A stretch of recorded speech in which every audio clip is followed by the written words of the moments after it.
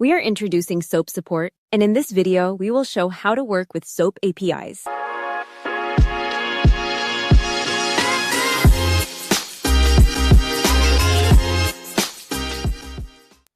To get started, click Import and you will see the option WSDL. Once selected, you can either paste a WSDL URL or upload a .WSDL or .xml file. After providing the WSDL file or URL, we automatically parses the schema and prepares the available SOAP operations. After import, we create structured SOAP requests based on the WSDL definition. Now select any generated SOAP request and review the XML body.